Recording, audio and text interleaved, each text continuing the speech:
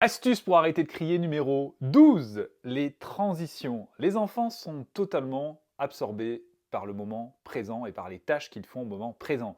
Ce qui veut dire que lorsque nous leur demandons de quitter cette tâche, pour eux c'est très compliqué. Déjà ils ressentent du plaisir dans ce qu'ils font et c'est très compliqué de pouvoir se détacher de ce moment présent. Donc on va les aider à se projeter dans la future activité.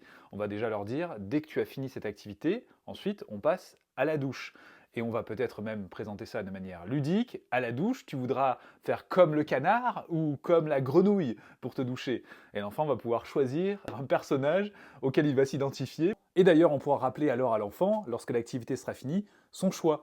Alors, je crois qu'une grenouille est attendue dans la salle de bain. Et ainsi, l'enfant pourra ressentir même du plaisir dans cette transition entre son activité et la douche. Autre façon de procéder, c'est de laisser à l'enfant les clés de son organisation. On peut ainsi lui confier un sablier, il en existe de différentes durées, et il saura que au bout du sablier, il doit passer à une autre activité. Il y a également le time timer que l'enfant va pouvoir également activer, et comme c'est lui qui va activer, il sera encore plus engagé dans le respect justement du timing, et ces outils ont l'avantage d'être visuels, donc c'est beaucoup plus clair pour l'enfant qui n'a pas forcément la notion du temps. Nous y reviendrons.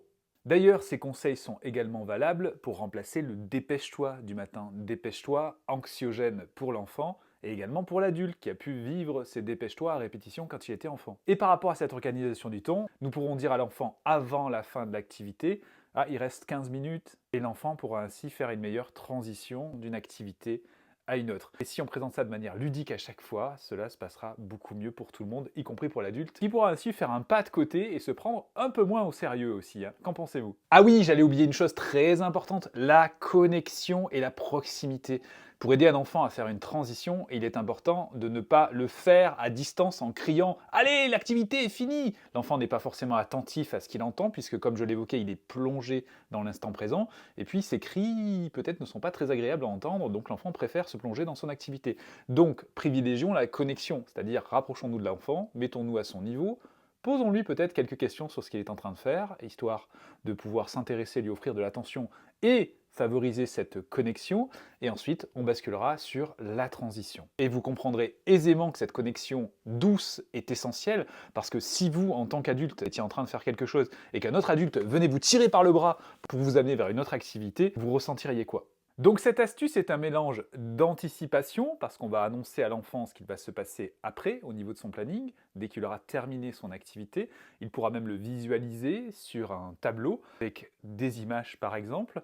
Nous pourrons aussi donc lui donner les clés de son organisation, avec un timer, avec un sablier par exemple. Et enfin, nous utiliserons préférentiellement le jeu pour entrer dans l'univers de l'enfant, et tout ceci soit fait avec des émotions agréables, de la connivence et de la confiance. J'espère que cette vidéo vous a plu, et je vous dis à bientôt pour une nouvelle astuce.